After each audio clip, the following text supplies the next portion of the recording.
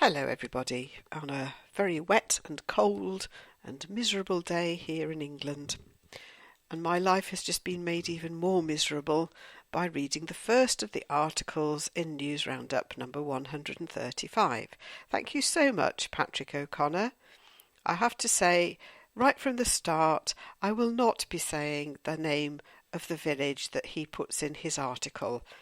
I think it's very mean of him. Anyway, here we go. In a bid to attract more Chinese visitors, over 100 places of interest in the UK have been given Mandarin names, says the Daily Mail. It's part of a £1.6 million campaign to get more Chinese tourists to come to Britain. Visit Britain, the National Tourism Agency, asked Chinese people to come up with names, encouraging them to give literal descriptions of how they think of them.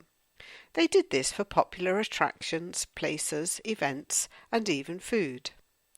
They received over 130,000 suggestions, such as the Mandarin name of Healthy Lung Village for the Welsh village of Llanfair PG, because it can only be pronounced by those with sufficient breath. London's Savile Row, which is famous for men's tailoring, was called Custom-Made Rich People Street by the Chinese. And very appropriate both those names are. I obviously haven't got very good lungs. Despite eventually losing the match 3-1, Preston North End player Scott Laird must have been extremely pleased to have scored the opening goal in their FA Cup match against Premier League giants Manchester United. For the League One club's defender had an added incentive, a £1 coin from his grandma. The BBC reported Laird as saying, "Every time we scored as kids, she used to give me and my brothers £1. Even though I'm 26 now, I still carry that tradition on." He added, "She was the first person I rang and said, 'I want that £1. I tried saying I wanted a bit more because it was against Manchester United, but she says that wasn't in the contract. It's something I'll be going on with until the end of my career.'" Good old grandmas, hey? Another football-related tale in the Daily Star. A punter won nearly £170,000 on an accumulator, thanks to a goal in the 11th minute of injury time. The man correctly bet on who would be the victorious team in 9 matches, with the winnings rolling over to the next fixture. He needed Leyton Orient to beat Chesterfield away to collect the big sum.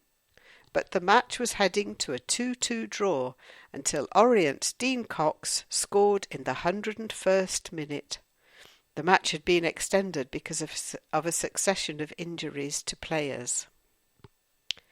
When Doreen Liddell of Penzance in Cornwall died, her family assumed that an ornament cat with delicate gold earrings was worthless and were ready to throw it away.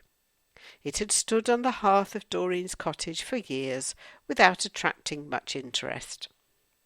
But, said the Daily Mail, when the family called in an auctioneer to clear her house, he discovered that the cat was a genuine Egyptian relic dating back to around 600 BC and is expected to sell for tens of thousands of pounds when it goes under the hammer. A spokesperson for the auctioneers said the head of the Ancient Egypt department at the British Museum confirmed the cat dated from the 26th dynasty. And another interesting auction story appeared in the Daily Express. A classic Morris Minor car, which had been kept in a garage for 47 years, with just 190 miles on the clock, was sold for £17,000. Nearly double the asking price. It was bought by Joe Drydle from York, the previous owner who bought it for £656 in July 1968, when a gallon of petrol cost just 30p. He kept the car in pristine condition, refusing to drive it for fear of damaging it. Well, I know my mum had an old Morris Minor, and it was called Penelope. So, take care, everybody, and I will speak to you soon.